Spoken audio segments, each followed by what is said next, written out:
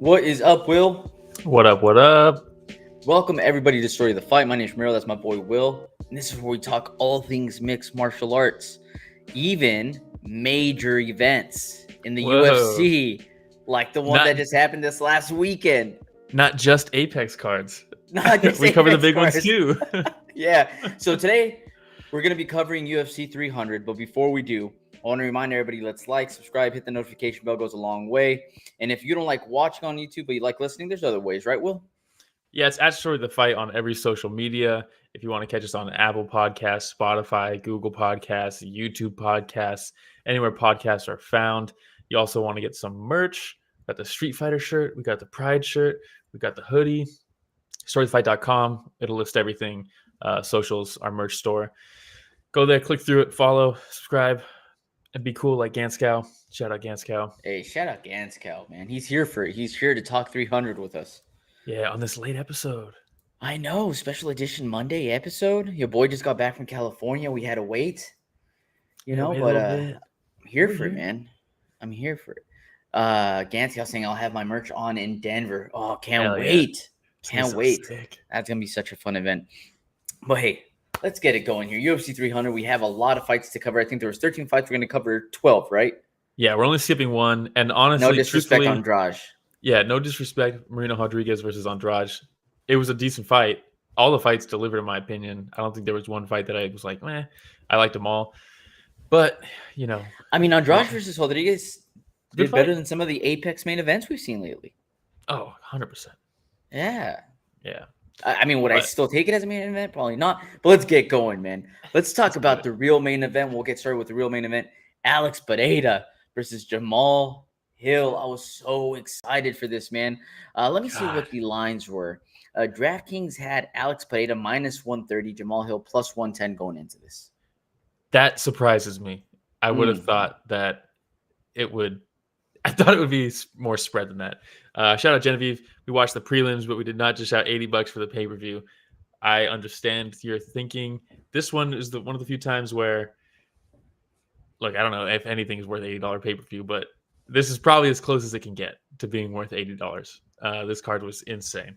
But like I've watched a lot of these fights 2 and 3 times already. Yeah, same. That's the nice thing about having a show on Monday. Normally we do it Sunday. Having it this Monday, get to watch through a couple more times. Yeah, really figure out what the hell happened in here. But that being said, Pereira versus Hill. There was like a weird crowd goes mild when this fight was announced as the main event for 300. I think people had their expectations set higher than this.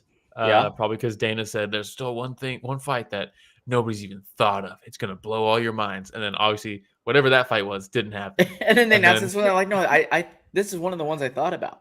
Yeah. I actually didn't consider this. But that being said, some people really did not like this matchup going into it. I was fine with it. I was excited for it. I didn't necessarily like Jamal's chances coming off of the Achilles surgery to come back from that at light heavyweight against Alex Pereira. I just didn't really like. I'm fine with the fight, but I didn't think it was going to be very competitive. If I'm being honest, going into it, I wasn't like, I don't know who's going to win that one. I was like, well, Alex has got this, but I'm still excited to see it. It was one of those matchups for me. You really didn't give much of a chance to Jamahal Hill, huh? No, I didn't. And I like the guy, and I think he's a good fighter, but close to a year layoff, Achilles ruptured, surgery. He was walking around at 250. It's just, and he came back from an Achilles quicker than most professional athletes do. 10 months. And you're going against Alex Pereira. I really didn't think he had much of a chance in this one. Definitely need a tune-up fight before you fight that guy, huh? Yeah, dude. And we just don't do that in the UFC. There's no tune-up fights. If this was boxing, he'd fight some guy. They'd announce this fight, and then he'd have a fight before this anyways with some guy. He's out there fighting Nikita Krylov, and then he'd fight Alex Pereira. No disrespect. But I was all for it. I like both guys. There's history there. Jamahal beat Glover, got his belt from Glover, or not from him, but in that fight. And to Ganskow's point, huge Proton fan, but I love everything Jamahal was doing to sell the fight. Same. He made it very fun. He brought the Easter Island head chain with it was cracked. He's like, yeah, that's what I'm gonna do. And you're like, okay, that's cool. It's interesting. Speaking of Poatan, I hope Poatan joins us on today's podcast. If there ever was a time, it'd be now. I mean, look how scary this man is, though. Even on that face-off with the war paint, gotta love it, dude.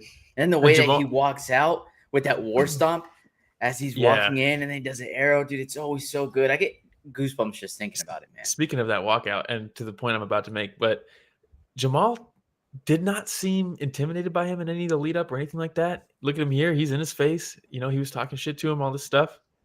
That being said, when the fight was about to start, everybody, he didn't lose his belt. No, he relinquished it. Yeah. So going in there, he's probably going in there with the most confidence. Yeah. In his head, he's still the champ. True. There's got to be some questions in the back of his mind, though, about the Achilles, I would imagine. But that being said, once he started that walkout and Poatan is coming out there, he's shuffling, and he's doing the bow. Did you see the clip of Jamahal, what he was doing in the cage? What do you do? This is where it's like, okay, the nerves. I think he's doing a little much. I think this is I don't know. Instead of just staring him down or anything, this is the ESPN MMA page. Okay. Yeah, he grabs the bow, he breaks it. He's like, yeah, dude, I broke your bow. How about that? He caught it? He's like, bam. Okay. And so he shoots the arrow, and Jamahal Hill catches it and caught snaps it right there. it. Snaps it. Oh, snap. Yeah, no pun intended, huh? But that's a bit much to me. I don't know. You got a title fight. It also shows skills, though, because to catch an imaginary arrow at full speed is pretty impressive. Pretty cool. But he didn't do that, and instead he caught that left hook, huh? But can't catch the ball. Yeah. Pokemon. Oh Lord, gotta catch them all. But the fight starts. Alex, the stare down before the fight, always just stone cold.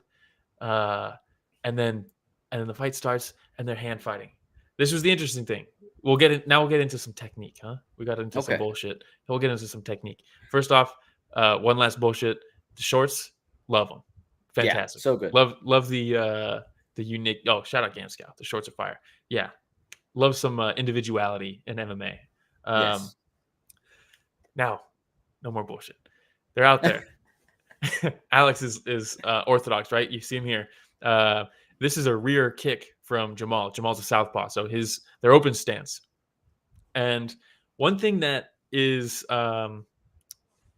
tricky with Alex, if you're gonna fight Alex, fighting him southpaw is a good option, right? Because his low kicks, he's not going to have the same effect on the calf kicks, because the lead leg, you're now going shin to shin rather than to the outside part of the calf. With his rear leg, the power calf kick is no longer there. You can step up calf kick on your lead leg to the outside of their lead leg in the open stance, but it's not going to be as effective.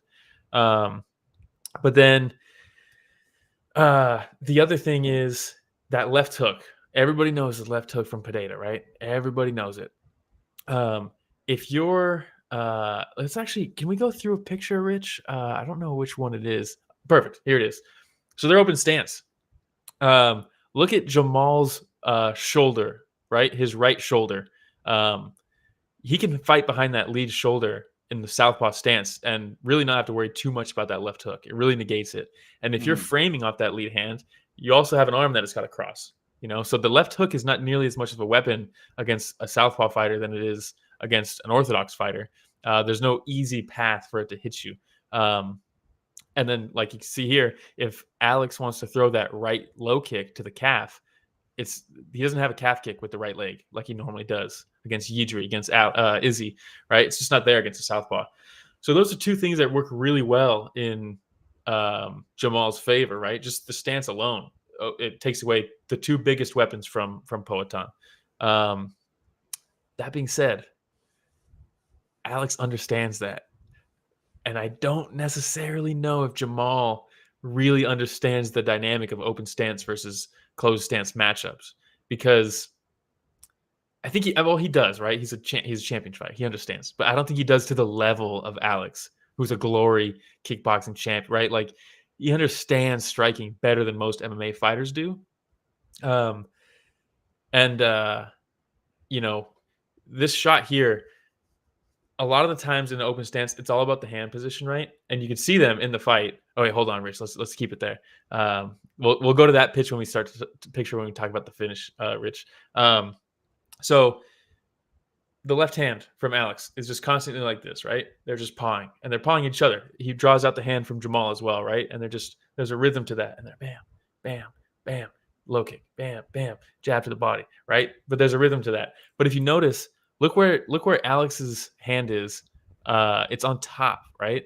So in that hand fighting, you can get lulled with that rhythm, but you also want to be the guy with your hand on top, because what Alex can do here is he can parry that lead hand of Jamahal and then come back over the top, double up. Now he's drawn his hand away from the guard, and he can hit him with that left hook. And ultimately, he drew a shot from Jamahal, which opened up that lead shoulder and opened up the path for the left hook, right? Because right now he's fighting behind the lead shoulder, Jamahal. He can't get hit with that left hook in this position. But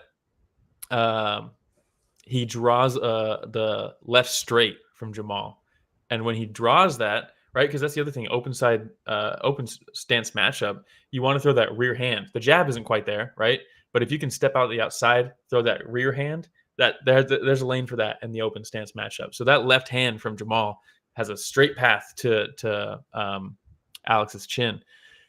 But when you do that, if I'm southpaw, right, and I go, bam, look what happens to my lead shoulder. I'm fighting behind it here, but bam, oh no, that lead shoulder is now not guarding me anymore. It pulls back. So that left hook can come right around, and it's open. And that's exactly what happened. It was beautiful. He pulls the counter, he parries it, bam, left hook over the top. Because he doesn't have to go over the top because Jamal's squared up to throw that left hand. Beautiful. It was beautiful. And sorry I talked through all that. No, yeah, dude, it was that, right? The calf kick that he was working off his left leg was lightning quick, giving Jamahal something else to think about. It was the left jab to the body that kept on drawing Jamal's arm down as well, right? So everybody knows that Poatan has that power left hook. Everybody knows that he has a power right hook.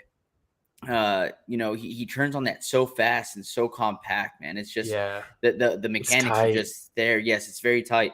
So everybody knows that those are there, but he just does such a good job of setting all that up leading up to, so that there's more that I have to think about. It's not just those power shots, because it's adding up. And on top of that, as Jamahal tries to step back, when he sees Poatan stepping forward, Poatan also steps on Jamal's lead leg.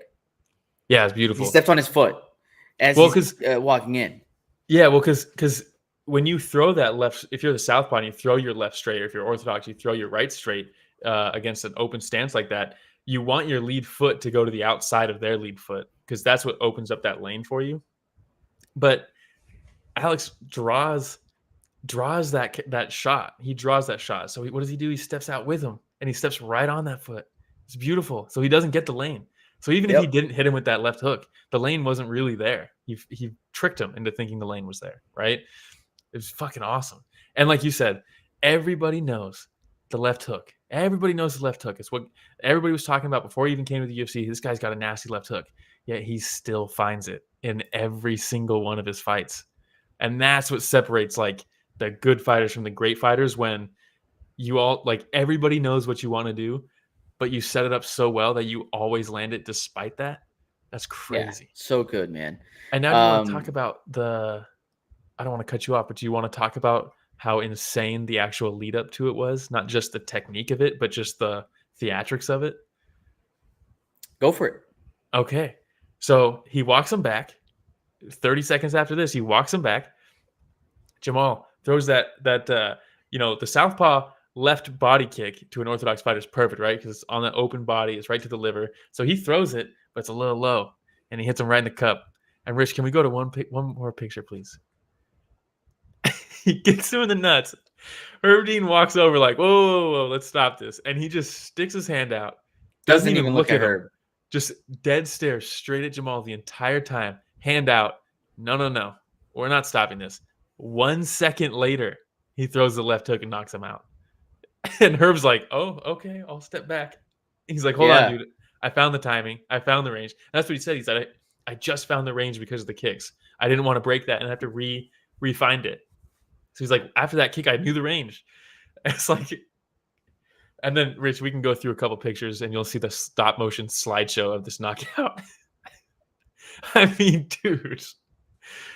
And it's just how crazy is it, right? That and then he memes on him like it was Jamahal Hill versus Johnny Walker, where he hits Johnny Walker right on the side of the head, and Johnny Walker does that like inflatable man KO, right?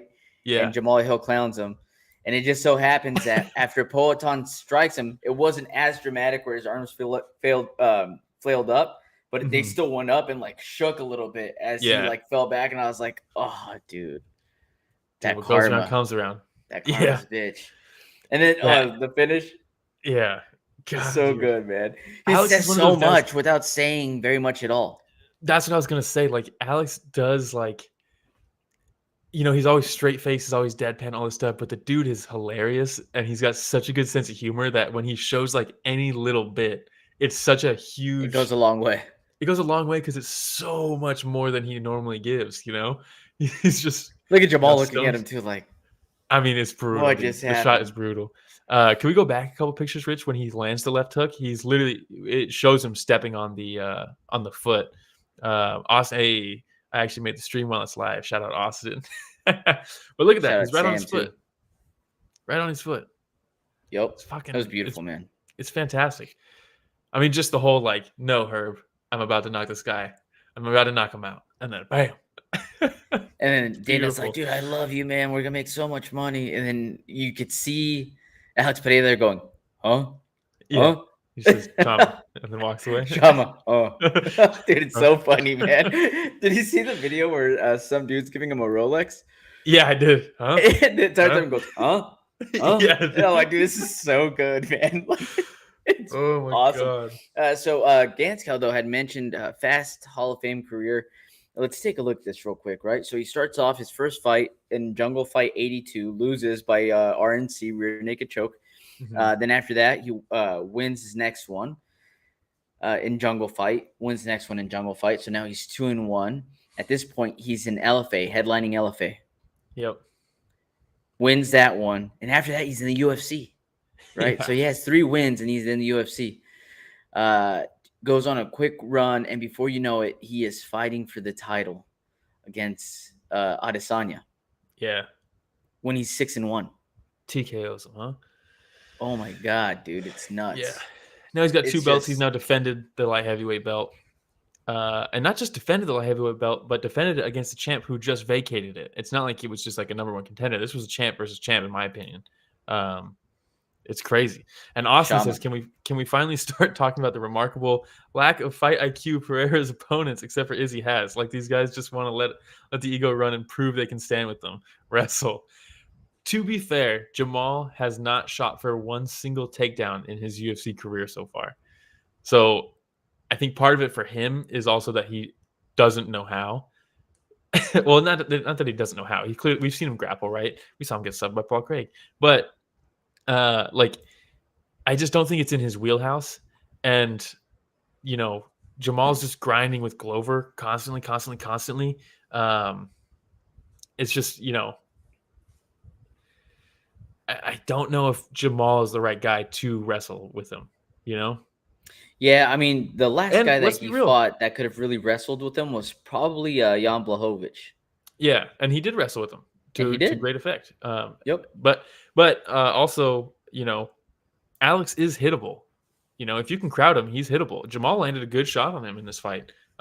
He tied him up and hit him with a good right hand. Jiří clocked him a couple times up against the fence. Izzy knocked him out. You know, like, he's hittable. Jamal, I think Jamal's best chance was, especially as a southpaw, was to walk him down and try to clang him on the fence, but couldn't quite do it. Doesn't always work out. Yeah. Props to Alex Pereira, though, man. One of the most exciting fighters. Might be my favorite fighter in the UFC right now. Really? Dude, so much fun to watch, man. You're just like Well, on the yeah. edge of your seat every time you watch him. And I just love the humility, dude. Like again, that like he's not trying to be funny. He's not out there trying to be super charismatic. I don't know if he is very charismatic at all, but it's like just watching that video and everything's and people love him. Like that's all he needs to do. The pranks with Glover, they like prank each other all the time. Oh, dude, when he gave him that napkin and told him it was sushi, he tosses it in his mouth and Glover gets all pissed. Yeah. Dude, it's hilarious, man. Oh, man. When he gives him the motorcycle. Yeah. Oh, dude, come on, man. It's just he pulls up in the new car. He's like, "Is that a gift for me?" He's like, what? Goes, So good. All right, man. Well, that was it for the main event. What a main event it was, too, man. Yeah, well, let's see. Alex says he wants to go to heavyweight next. What do you think about that? I think he should defend his belt. Again. I think he should continue defending the belt, man. Yeah. I really do. I don't need to take heavyweight. Take a look at if he fights Aspinall division. Aspinall takes him down and probably subs him in the first round, right? If we're being honest. Maybe. Unless he catches him with something crazy. Unless he wants to prove. I mean, I don't know. That power at heavyweight is going to translate differently. I think Aspinall would run he's through. He's beat Blachowicz. He's beat Jiří. He's beat Jamahal Hill. He's got Ankalaev left, right? Yeah. Rakić just lost. Jiří's a fight away from a rematch, in my opinion, too. Jiří wins one more fight. I think he's got a rematch.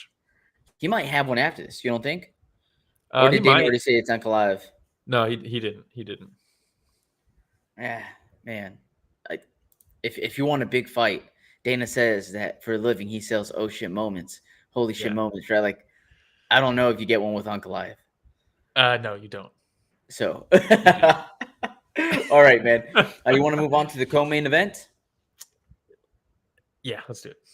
All right. For the co-main event, we had Zhang Weili versus Xiaonan. Ooh, doggy. This fight had the unfortunate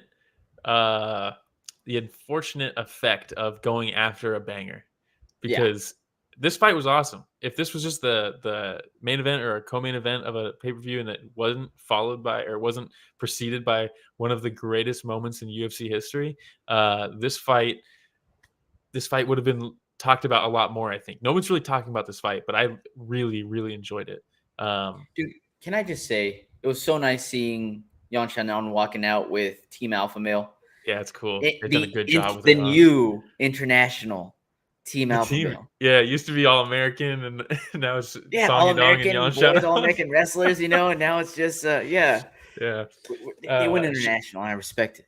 Yeah, and shout out Sam says, love how you guys break this stuff down. Very interesting and helpful as for a new fan like myself. Hey, shout out Sam.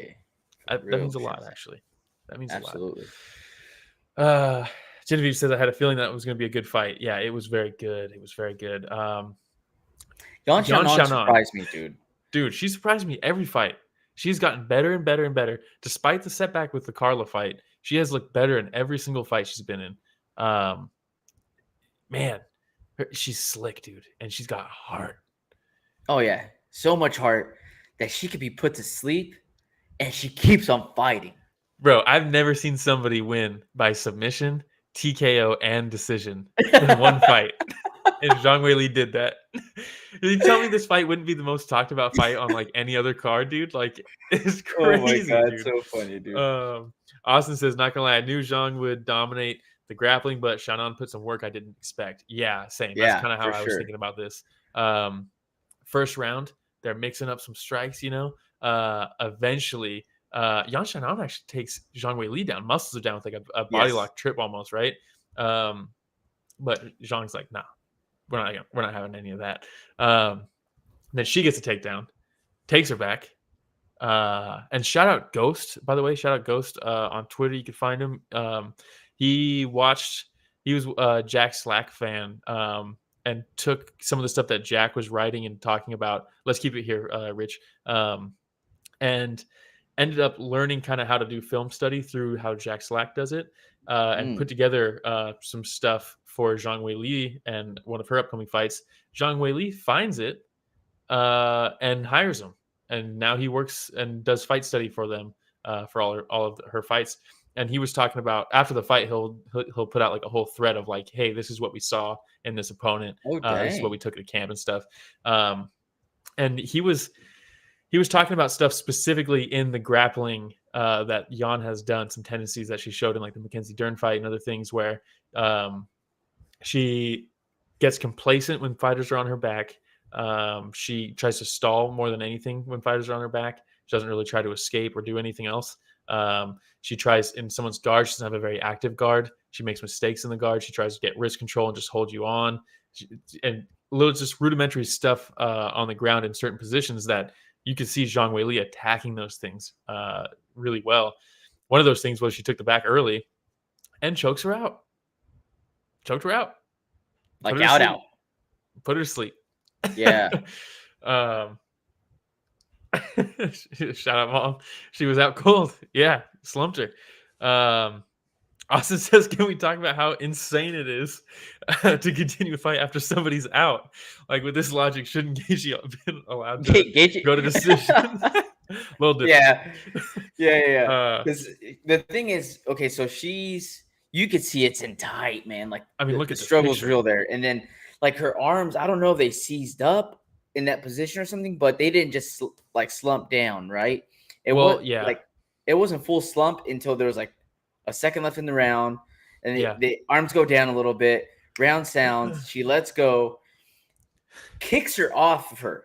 Like, really has to push her Zhang, off, like, looks at her, pushes her, and like uses her right leg to shove her off. And then after she shoves her off, Xiaonan's like, "What? Huh?" Like, she starts looking up a little bit, like, "What's going on right now?" And you even see, like, when she first stands up, like, her corner's like, "Yo, we got to get her over here ASAP." And you even hear the corner saying, "We have to wake her up. Wake her up. Wake her up. Wake her up." Dude. Because when she tried to get up, she fell, but caught herself with her hand, right? She, like, posted and then got fully up. If she didn't post there and she did go down, I think they call it, right? I think so, too. Herzog, I saw him catching some flack for this one, saying that, like, how did he not know she was out, all this stuff? Dude, I rewatched it this morning. At 5 seconds left, he grabs her hand and she pulls her hand back and gives him a thumbs up. Yeah. At 5 seconds. Yeah. By the bell, she's out. A lot can happen in 1 second. Dude, when you get choked quick. out. Omar says she got back on her feet. It's fair play. Let's go. Keep it going. Gaethje's still on the floor hugging the Monster entry can for sponsorship money. Yeah, that's it's different. Yeah, it's different. But to her credit, she got up. Second round. My mom says they originally thought they gave her smelling salt. They didn't. No, they just press here on the middle of the nose. You press that, you can get more airflow and oxygen, all that stuff, right? Oh, for real? Mm-hmm. Trying it right now, dude. Yeah. If you ever stuffed up. You learn things on this Dr. podcast Will, as well. You learn things on this podcast also. Yeah, I am a doctor. But, she gets up, second round. They're training. She's having success on the feet, man. Her hands were quick, man. I didn't think that... there she is, out cold. What a picture. Out cold, dude. Look at Zhang, like, get off me. But she woke up. But she woke up.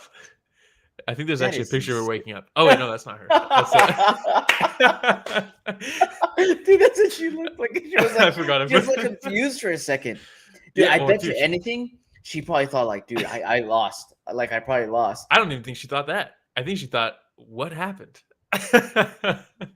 My God. But then she came back strong, right? She was cracking her. But then again, Zhang Weili takes her down, flattens her out on the back, and is teeing off on her. Some people say you could have stopped it there, right? In this position here. Dude, she hit for the cycle, man. Zhang Weili really hit for the cycle. Everything. Just any way possible. She just choked her out cold. Could have got a TKO. Won by decision. Yeah. But it was getting a little dicey there towards the middle of this fight, because after this, I think Zhang Weili was gassed. She's like, I already choked this girl out, and I beat the brakes off her from back mount, and she was gassed. That being said, the commentary team was like, she needs to throw more leg kicks. Her leg kicks are fantastic. Her hands are swollen. And you're like, her arms are swollen. And then meanwhile, the corner's like, stop throwing kicks. Please stop throwing kicks, because she was getting countered every single time, dude. And here's her getting countered off a low kick that she didn't set up. and she got dropped. Yan Xiaonan dropped her. This is one of those fights where the scorecards, it was an easy decision to make for Zhang Weili, but the fight itself was much closer than like that decision makes it seem. You know what I mean? Yep. Which is crazy considering she got choked out in the first round. Yeah, it was a great fight, point, man. Like, appreciate how much of a warrior Yan Xiaonan is to have seriously mental fortitude to go in there, 4 rounds after she gets completely choked out. Yeah, that says a lot about her, for sure. Dude, she got choked out in round 1, TKO'd in round 2, and then knocked her down later in the fight. And she's young still, dude. She's still improving every single time we see her. This is like she's still very well could be a champ in this division, I think. But man, dude, I love this division, dude. Her being in Team Alpha Male, right? USADA now no longer there. Sky's the limit. Sky's the limit for everybody. Let's do it. I'm here for it, dude. Yeah, but Zhang Weili gets the decision. She retains the belt. She also has the custom fight kit. This was a banger. I love this fight. Very cool. It just had unfortunate positioning on the card. Some people just didn't really care about it. It seemed like, at least the hype. No one's talking about it because there's bigger things to talk about. Maybe that's all it is. There's only one person left to face Zhang Weili. Rose Namajunas. No, get out of here, dude. Give me Tatiana Suarez. Like, let's. Oh yeah. Let's go. We just continue running into health issues, unfortunately, with Tatiana Suarez. Those injuries continue creeping up, and she still has it. Yeah, no, she definitely still has it. I just don't want it to be one of those like what could have been situations with Tatiana Suarez. Like, I hope it just clicks. Yeah. Shout out Omar says, y'all been talking about this fight for at least 8 minutes, way more than any one media outlet leading up to the fight and even post fight. Oh, well, actually a pretty good scrap overshadowed by the chaos. Oh, for sure. Exactly. 100%. But speaking of the chaos, are you ready? Are you ready? Are y'all ready? We had the people's main event, Max Holloway versus Justin Gaethje for the BMF title. And let's just real quick, before we talk about this, let's just watch one of the greatest moments in UFC history, because we can actually play it here. Oh, Lord. Here we go. This is the end of the fight. 10 seconds left. Pointing down at the center of the octagon. Look at these guys go after it, dude. Ricardo Lamas. Look at, oh my God. I was going bananas at this point, man.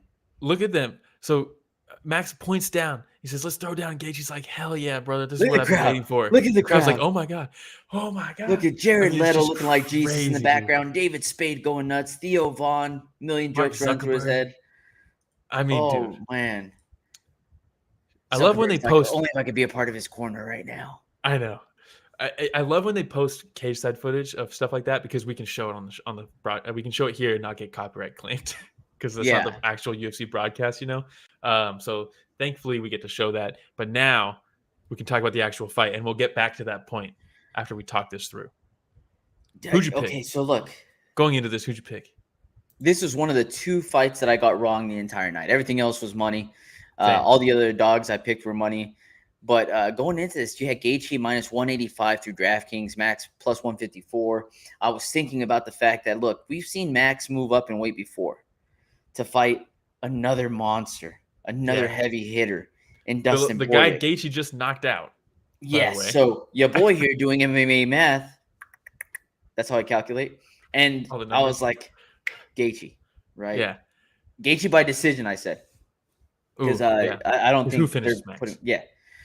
Nobody. And nobody doesn't bleed his own blood. I forgot that Max Holloway says he's the best boxer in the UFC. And if he goes out there with a solid game plan, uses his distance correctly, right? Uses his footwork to get in and out quickly, he's hard to beat, dude. Dude, it's not, like you said, his positioning. Oh, my God. His positioning in this fight, dude. Because I picked Gaethje. His focus the entire fight. Like, he has that like a little bit hunched up and his legs up and eyes wide open. Just like, it seemed like everything Gaethje was throwing, Max saw it before Gaethje thought about it. It was so weird, dude. He was just in the zone. So I picked Gaethje Same reasons you said. I was worried that he was just going to be too small for Gaethje. Gaethje would bully him and hit him, and the power was the big difference in the Dustin fight. But that was also Max on short notice going up in weight class. This time he filled out. Yeah. He put in work, right? He looked physically way different. He called himself Muffin Top Max in the Poirier fight. Not in this one. No Muffin Top here. He did it the right way. That being said, he did it the right way. That being said, his team doesn't get like the credit they deserve, because this isn't just Max here. This is a ton of work going into knowing the opponent of Gaethje. Like Omar says, bro, I was screaming at Gaethje, jab, low kick, please, because he refuses to jab.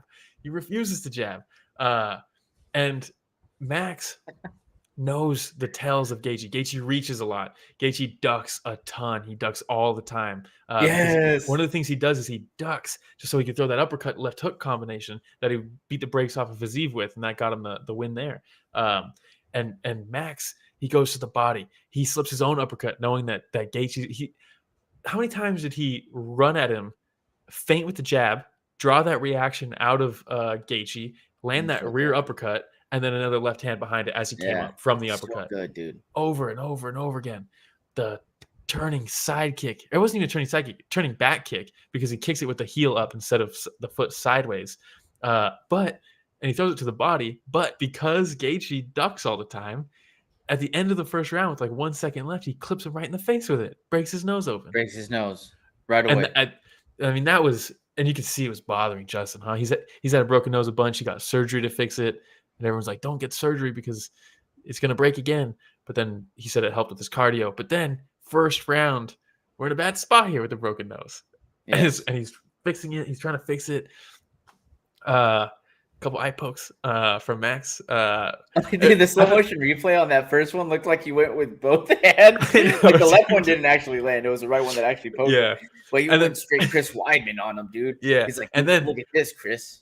And then, like Chris Weidman, he hits him on the other eye with the eye poke after. And I'm like, dude, Gaethje's just straight up not having a good time in there. He's getting broken nose in the first round, double eye poke. Like, it's going bad for your boy Gaethje. Meanwhile, Max is just not slowing down. Max is just on him, and he's landing that uppercut, landing the turning side kick at least once per round, it seemed like, hurting him. Just fantastic work from Max. Set up so to the point where when they were set up in their stances, he kind of took away the leg kick from Gaethje unless he was able to throw it at the end of a combination or at the end of an exchange. He couldn't really throw it to initiate an exchange because of the positioning. Omar says Carmen with the eye pokes. Gaethje's gotten away with it too many times. He has done it himself.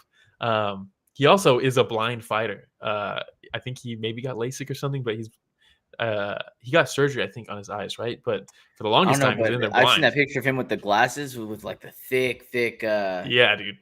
Yeah, your boy's blind. Crazy. Yeah. Hey, there's the turning back, the spinning back kick to the nose of Gaethje. But look at him duck. He does it all the time because that's how he sets up his uppercut. It's a good weapon for him. But that team of Max, dude, they did their homework, because you have to. When you're the guy going up in weight class against a brawler like this, a knockout artist like this who hits so hard, you got to be on your P's and Q's the entire time, you know?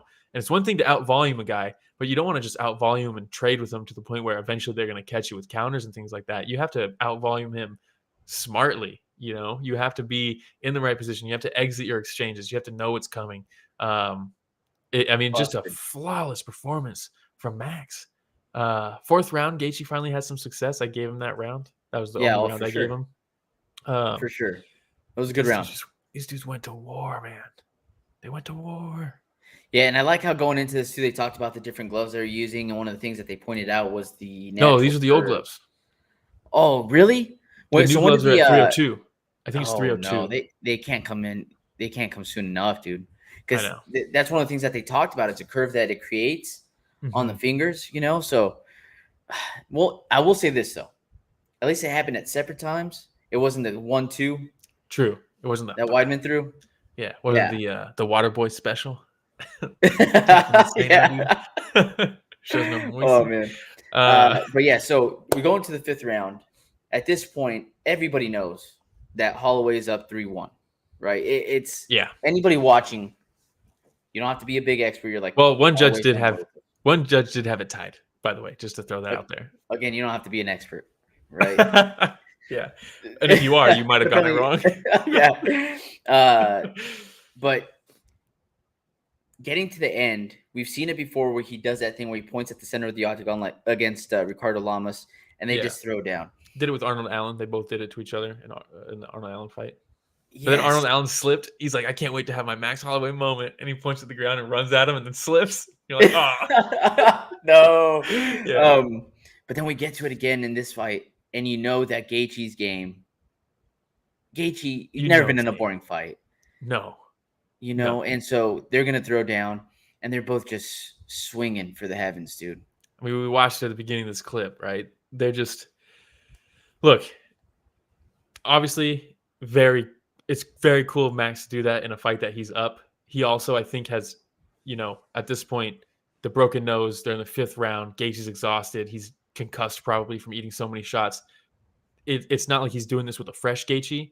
But that being said, Gaethje's always dangerous. I was going to say, And all it takes is one, dude. All it takes is one. But even in that exchange, you see Gaethje ducking like crazy, throwing blindly, right? And Max, when he's throwing, he's like, there's a point where he steps back to throw a counter. He steps back again to throw a counter, leans back. And he's not just standing there left, right. He's brawling, but like intelligently, like, here's an uppercut while Gaethje's ducking, like we were talking about. But, I mean, just that moment to point down in a fight you're winning at UFC 300 with the BMF belt on the line, a weight class up against one of the hardest hitters in the UFC, to do that and then to score the knockout, and not just a knockout, but a flatline knockout with 1 second left. It's a top 5 moment in UFC history. Immediately. So it may be top 3. Anderson Silva front kick, is one of them. That look, I just watched that one again yesterday. So good, dude. Against Vitor? Yeah. You front kicked him in the face. But there's things like that make you, and this is why the sport is so good. There's moments like this. Max Holloway. Don't want to get choked up even saying this, bro. I'm gonna get emotional. Max Holloway. No, don't do that. Take Rich, you going in for the dramatic. So funny, dude. He's like, let's see it. There's certain things that people can do in this that Max Holloway will live forever. He is immortal because of this. Yeah. It's Babe Ruth calling his shot. You know what I mean? Like, it's something that will always survive. This will survive, It's moments that Ali had, It's things like this where Joe Louis beating the German, like it's certain things that will legitimately put you in the history books, that even when Max Holloway's long gone, this moment of him pointing down and knocking out Gaethje with a second left, forever. That stands the test of time. That's forever. It's that's what the potential for things like this to happen in MMA at such a high rate is just, I mean, it's what makes the sport so special. You got Babe Ruth calling a shot. There's things like that, but baseball doesn't have that often. The NBA doesn't have that often. Biting down on the mouthpiece on the last picture. Yeah, like, and he knows he's gonna eat a shot or two, and he's just biting down, man. Yeah, and this is the shot that knocked him out. And I want to give a shout out to I hope I pronounce this right. It's Luis Grace, and it's Luis Grace Photos on Instagram. Look at this series of shots. This is the right hand that knocked out Gaethje, but look at the face of Max. Look at the way he pulls back that right hand, ready for the next shot to roll left with it or roll to his right with it. Meanwhile, Gaethje's out and there's blood splattering and he's falling down. My God. And watch Max pull back and recoil after this shot. Look at these fucking photos, dude. He's immortal. He'll live forever because of this.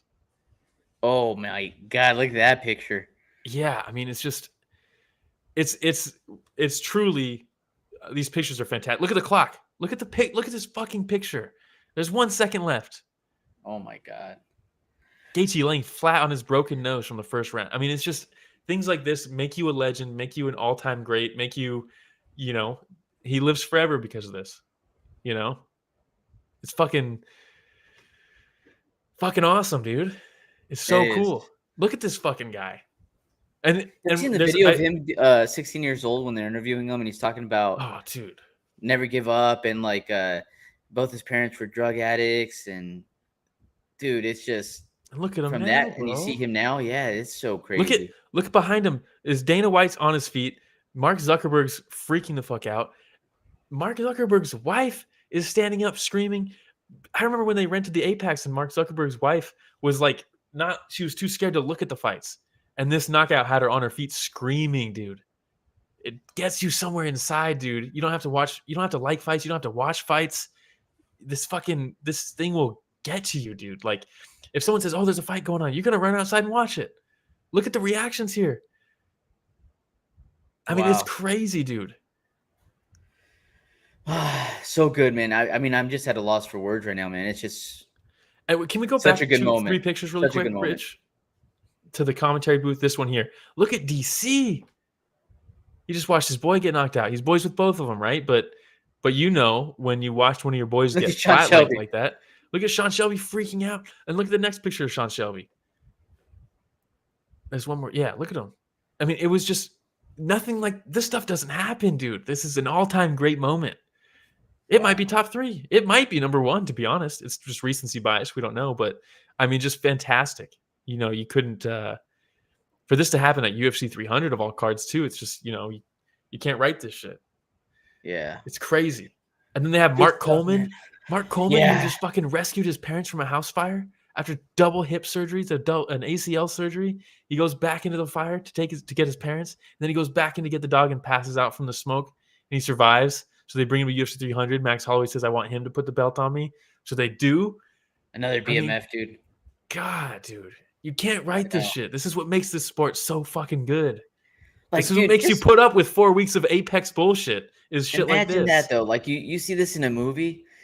What do you say? What do you say? You're like, come on. What is this? Yeah. What is this? Like everything you just described bullshit. right now. Everything you just described right now. Right? Mark Coleman going in there, saving his parents, running back in there, passing out, surviving, all this stuff. And then Max Holloway, you know, last second knockout, you know, with his wife, John Wick lookalike, he said during the post press conference. Felt like he had to be an assassin in there because his wife was like John Wick. Dude. Like, look at her back there.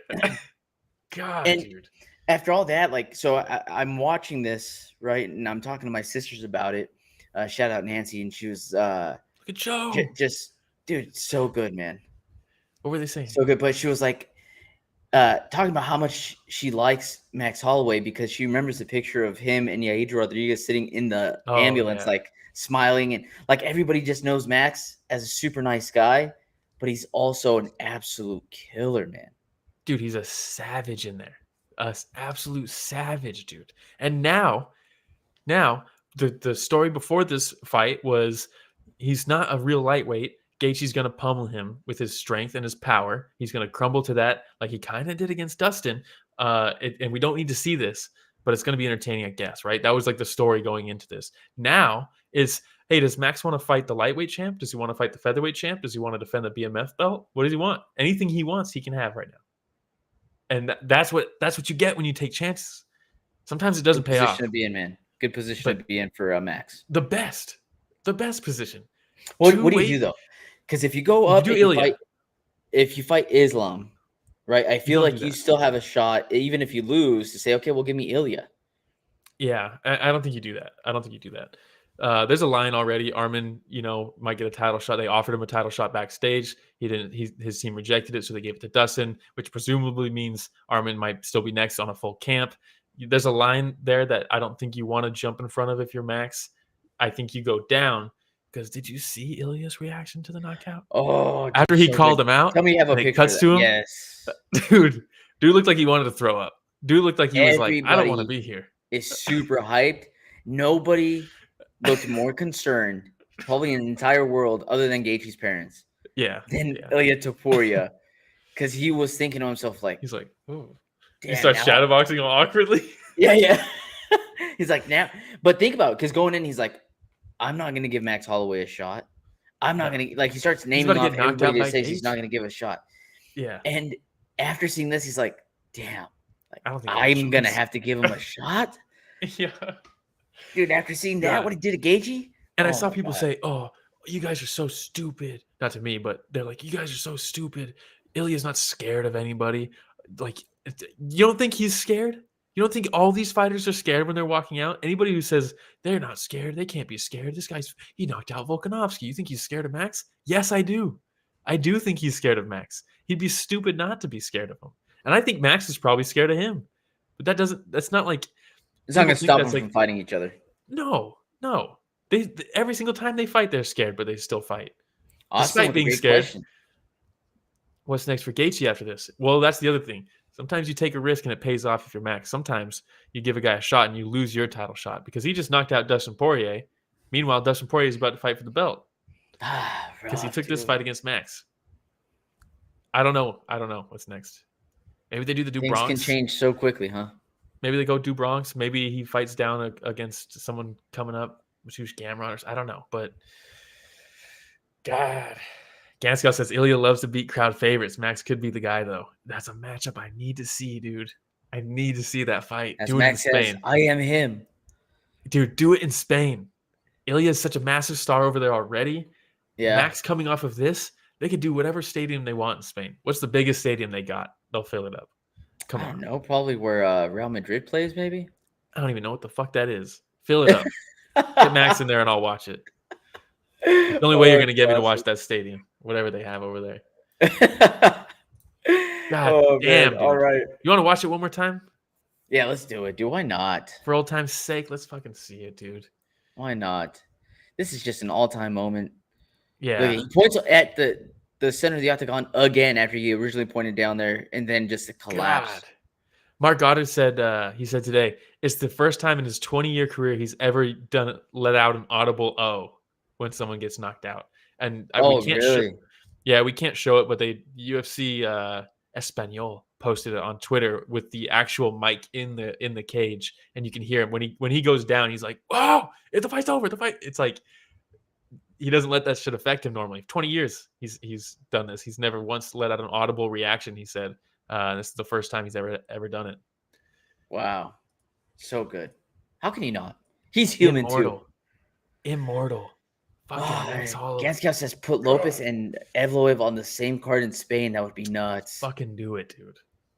Sign me up. All right. We'll move on. We're 50 minutes in. We've covered 3 fights. But a lot of these fights will go quick. If you want to, you can blow through this one. Arman Tsarukyan versus Charles Oliveira. Have at it. Yeah. Arman Tsarukyan with 2 wins on the night. While he's getting walked out, a fan flipped him off and he said, "I don't take kindly to that." So he steps back, grabs him, pops him, and then walks to the cage, and then he fights Charles Oliveira. So funny, dude. I think we have a picture. He's trying to hit the cycle too. Yeah. Look at this savage, bro. Look at his face after he just look at the person in that blue shirt. He's like, oh. The guy with his hand up, like, damn. Look at so the guy with the blue shirt who just recorded it. Rich, I don't know if you have if your cursor will show on this picture on the stream, but if you can circle your mouse on the guy with the blue shirt, I think it is. Maybe the mouse doesn't show. Oh well. But that dude's like, God damn, I'm staying away from this dude. I need to see that guy's footage. And then the two like kids in the backpack are looking at it. One's looking at the other one. The other one's got his hand up looking at Arman like, damn, bro, what the hell? Like this picture's hilarious. Meanwhile, Arman looks like he just fucking chopped a guy's head off. Anyways, the fight itself. Great fight. A minute in. Charles jumps the ghillie. He did have it. Some guys are just fucking special, dude. He gets the guillotine early and is squeezing the ever-loving shit out of Arman. Eyes are popping out of his head. Arman stays composed. He's doing a good job of pushing that. You can see him pushing on the Bronx's knee there. Push that leg down, because if he can get past that leg, he can alleviate the choke. Eventually he does. Lost his shorts in the process. But then Charles ditches the choke, and he's like, don't worry, I'm still fucking jiu-jitsu god. Ends up in mount. Hits a couple nice elbows in mount. Really good top game from Charles, but then Arman sweeps him. There was some really cool fucking grappling in this. Arman is, if you haven't seen Arman and Islam's fight, find it somewhere, because the grappling exchanges are so goddamn good, and you know it's high level because he's doing it against fucking Makhachev, right? And this one, he did a very good job against Oliveira. And my mom says Oliveira totally headbutted him in the first. He absolutely headbutted him in the first. Mark Coleman was there. Yeah, Mark Coleman was there. You got to throw some headbutts. The Godfather of ground and pound. Anyways, the fight goes on. Arman getting lit up a little bit on the feet, in my opinion. Charles hit him with a good right hand at one point. But Arman's top game is ultimately what sealed the deal in this fight.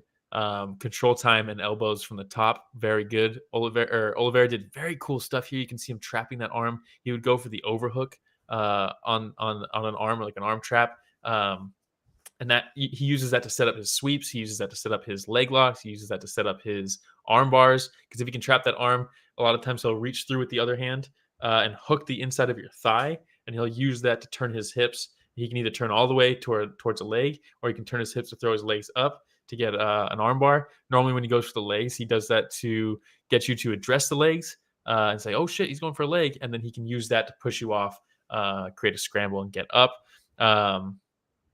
Really cool grappling in this fight. Shout out Will from Open Note Grappling. He wrote an article before this fight about specifically about Arman's top game and how he thinks it will negate the little things that he does that will negate Oliveira's offense off of his back. And he said that's ultimately, I think, what's going to get the win here for Arman. Fucking perfect. Spot on. Called it. Spot on. Really good article, Open Note Grappling. He does some really cool stuff with grappling exchanges and stuff. End of the second round, Oliveira gets him in a triangle, starts attacking the arm, bends the arm back as the bell rings, and held it a little long, in my opinion. But Arman survives. I think that's what ultimately probably gave it the split decision, was this attack here. I actually didn't see the scorecards. It was a split decision because at the end of the third, which was a round that Oliveira was losing the entire time just because of the top control of Arman, he sets up like a Darce type choke, doesn't really ever have it, but he finishes the fight with the choke in, which, judges get swayed in the last 10 seconds. So maybe it was the third round they gave him. I had round 1 for Charles and I had 2 and 3 for Arman. But it is cool to see the submission attacks and attempts. Not a ton of attempts from Arman submission-wise, but he was beating him up with the elbows. But yeah, I'm taking a look at it right now. Let's see. We had Michael Bell gave it to Oliveira. He gave him rounds 1 and 3. Yeah. We had Adelaide Bird. This right here. This looks like a finish here, right? This looks like the fight's over. It wasn't. Adelaide Bird and Ron McCarthy, the dynamic duo. Adelaide Bird and Ron McCarthy, both 29-28 to Tsarukyan, with both of them giving first round Oliveira, round 2 and 3 to Tsarukyan. Yeah.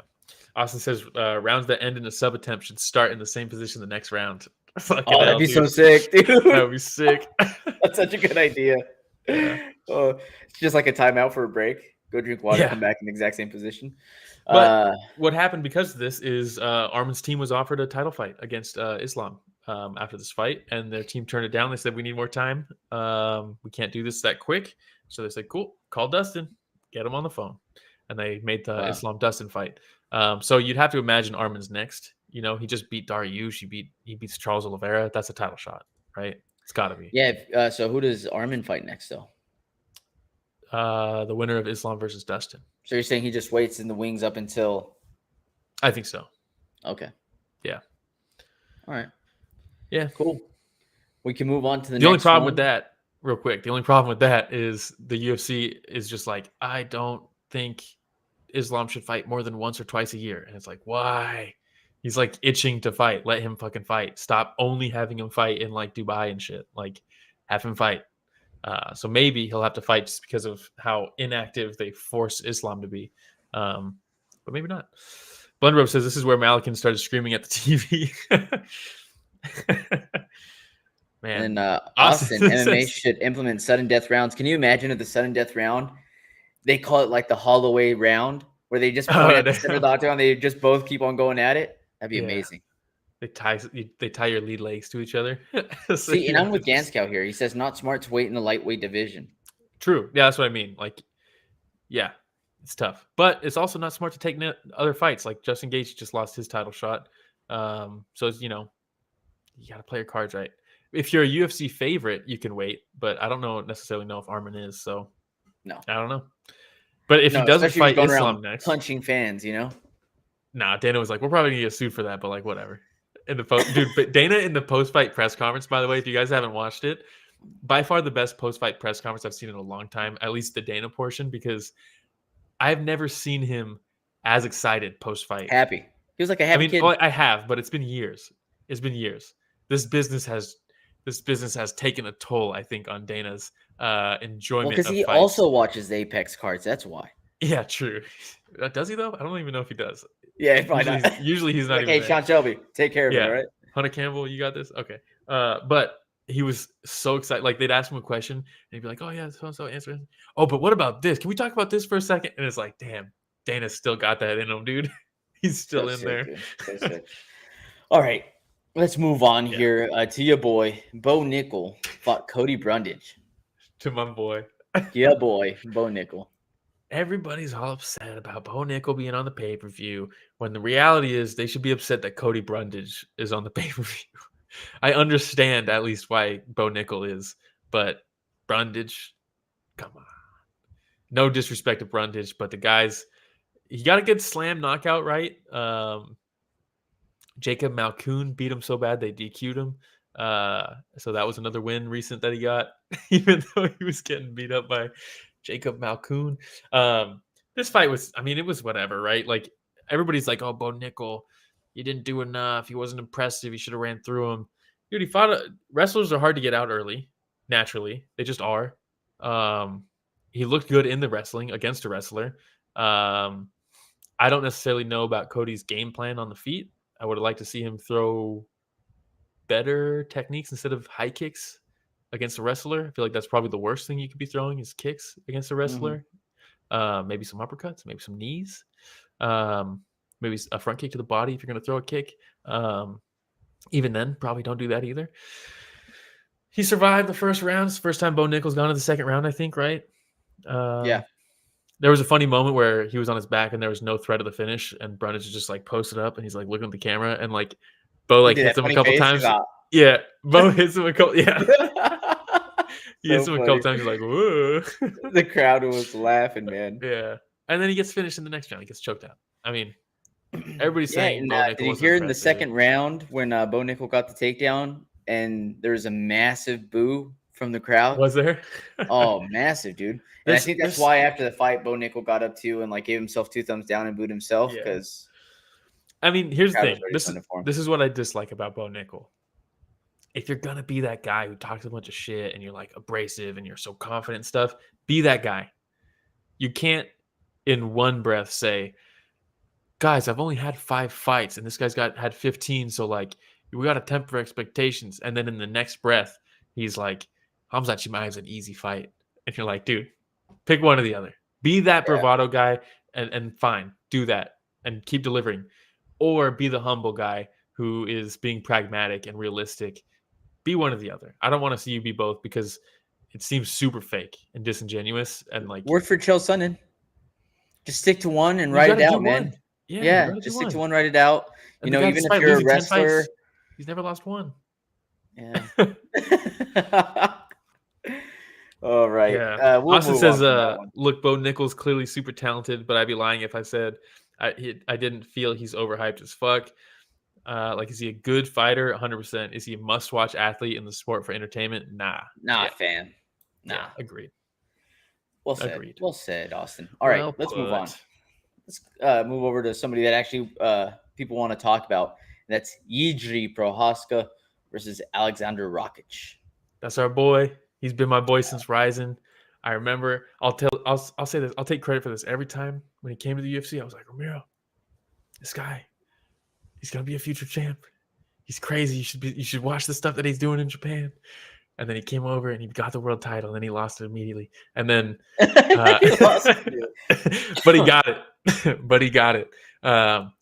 And this was like the Battle of Europe. They kept selling it as, right? The prelim headliner. Probably should have been on the pay-per-view instead of Bo Nickal. But what are you going to do? Rakić coming off. Yeah, Rakić coming off a ACL surgery, I think, right? Like, I don't know which one is going to show up. But look at Jiří, dude.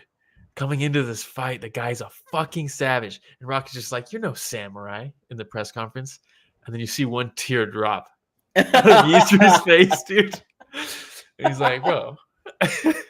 You could see it irritated the hell out of him, dude. Oh, he was pissed. He was Can we also talk about the fact that he was outside the arena for like 30 minutes or something like that, just staring?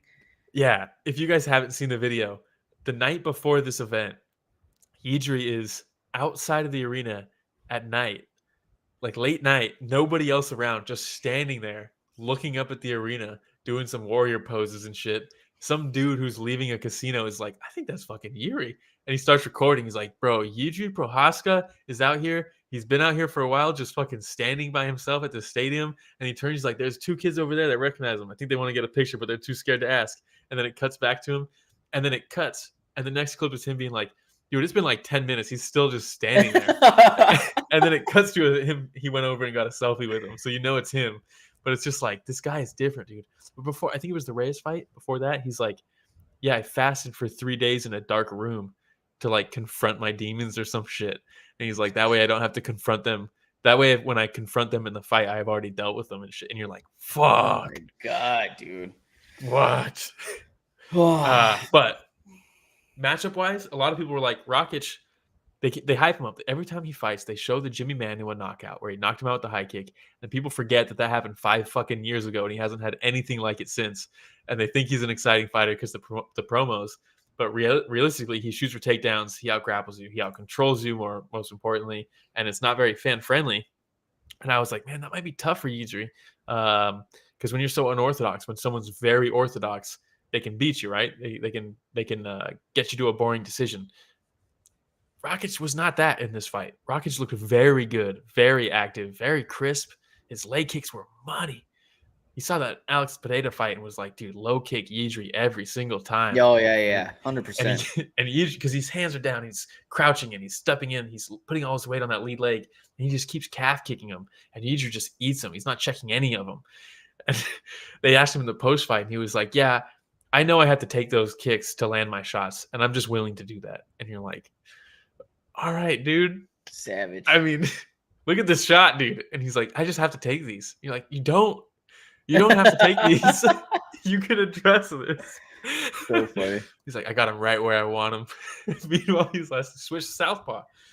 Yeah, I put that on my notes. He had to constantly switch stances just because you could see he was in pain in that leg. And then as he started moving laterally, like you saw his leg give a couple times, his left leg when he started moving laterally. He had like, sit still for a little bit and then started moving again. I was like, ugh, getting dicey. Rakić looked really good, dude. He looked on fire. And Jiří's just hands down getting hit with shots, but he turns with them so well that he's one of those guys that leans back so quick. It's not like a smooth lean back. So it looks like it's the impact of the shot, when most of the time it's not. Most of the time it's the shot is touching him, but he's moving with it so well that it's really taking a lot off of the punch. But even then, there was some that really landed flush on him. And he just eats them, dude. It's like the guy just refuses to get hurt. Unless you have that Alex Pereira knockout power, you're just not going to get him out because he's just going to take it. And eventually, one of the things that I really, really liked was, he would throw I think it was the right high kick, and Rakić would eat it, but you could see it was knocking him so well that it was still wobbling him a bit. And that was really a good weapon for him, because when they were in kicking range, he was just getting chewed up. He couldn't get to him with his hands. And you could tell he was frustrated. Like, how do I get my hands on this guy? And then eventually he starts throwing that high kick. And even though he got the hand up, it's still doing damage, and it's wobbling him. And that's when you can break somebody's posture and get them out of position, even if you're just knocking them over to the left or over to the right, even if it's not hurting them. That break in posture, that break in position, that's what will allow you to close the distance, and then you can land your shots that you actually want to, right? And that's what he did, dude. And eventually he started clipping him. At the end of round 1, he started clipping Rakić. And Jiří even said, he's like, yeah, after round 1, I knew I had him. And you're like, fuck, dude. This guy's so terrifying. Good, so good. Fantastic finish. Hits him with the right hand up against the fence. Turns him over. Rakić stumbles past him to the center of the octagon. Jiří follows him and just throws him down. That was crazy, dude. Manhandled him. Oh, he hit him. And then he hits him with the knee. Oh, it's the left high kick there. That's what it was. Which would make sense if he was southpaw and he can throw that. I don't know if it was a lead leg high kick. I don't remember. But here's the shot, the right hand that hurts him. Fantastic photo. And then he steps in with that knee. I think was after that. Yeah. Look at the photographer. I don't even know. No, that's a corner. Corner. Yeah. He's like, no. But yeah, hits him with a knee. Rakić kind of stumbles forward past him into the center. And Jiří just walks him down like fucking Michael Myers and fucking hits him with the left or the right, sorry, and then just throws him to the ground. Completely just look at this picture, dude. It's crazy. And then just swarmed him, jumped on him, and pound him out. Fantastic. So Jiří still only 31 years old. He already has 30 wins under his belt. Yeah. And they ask him, they're like, what was it? It seemed to really upset you when you said you're not a samurai. And he's like, I know I'm not a samurai. You can see him like reflecting. He's like, I know I'm not a samurai, but I still live by their rules and their code. And it makes me a better person and a better fighter and a warrior. And he's like, I know I'm not a samurai. Austin says, real talk though, Jiří kind of for me in my feels at the end, talking about finding something that inspires you and how the samurai code of honor is that for him. I get why he was salty. He truly values it 100%. Yeah, 100%. He's the real deal, dude. He's the real deal. People joke and they call him a weeb and he's all into he's a European guy who's all he thinks is a samurai and stuff. And it's like, why not let him, dude? Yeah, puts on fun fights. Let him be fun, dude. He's out there fucking punching trees. Get every time he goes out there from being a samurai. Yeah. He did an interview post fight too. He was like, I also went hiking. I got lost out in the mountains. And it was like freezing. I almost lost my toes to frostbite. And he's like, this will be bad. And he's like, I don't remember how long it took to get, I didn't know how long it would take to get back to camp. I didn't know my way. He was lost for like 16 hours in the mountains, dude. You're like, dude, fucking, if we lose Jiří to some bullshit like that, dude, I don't think I could take it. All right. Let's move on to the next one. We had Aljamain Sterling versus Calvin Kattar. Aljamain with his debut at the 145-pound featherweight division. Yeah, this will be quick. I think some people probably would say this was one of the low points of the card. I guess you could say that, but I don't think it's like a low point. It's just by comparison, it wasn't as crazy as all the other fights, so like it stands out. Some people just really don't like grappling. I thought this was anytime you can see a masterclass, it's fucking exciting to me. And someone going up in weight and out wrestling the guy in the higher weight class this impressively and this dominantly, that's impressive to me. You know, it might not be the most entertaining, but it's still very impressive. How about he power bombed, dude? Calvin Kattar. Also, this might be the only punch Calvin Kattar landed. Power bombed him. Yeah, dude, insane. I've never. Well, I mean, I guess you could say who was a Rampage. Rampage was the from the triangle or the guillotine or triangle against Arona. But that's true. Yeah. Big Nog got spiked on his head by Bob Sapp. That's right. Can't imagine a scarier person doing that. Yeah, his neck was never the same after that. Yeah. Man, Bob Sapp, before Bob Sapp started throwing fights, was fucking special, huh? Will, you just reminded me of something right now when you said that that Calvin Kattar didn't land any more punches after this. I'm not a big Star Wars fan, but my roommate made me watch him in college. And I was like, I don't want to watch Star Wars. I don't want to be one of those guys that watches Star Wars. I'm going to be that guy that just has never seen Star Wars. He's like, no, you got to watch it. And when the stormtroopers like destroy his family's house or something like that, like, oh, it's kind of sad. He goes, and the stormtroopers never hit anything again for the rest of the movie series. Damn. And I was in. I was like, oh, okay, that's pretty funny. So yeah, you just reminded me of that. That's so funny. Did you just compare Calvin Kattar to stormtroopers? Yeah. Which, stormtroopers, despite not ever hitting, they're still cool.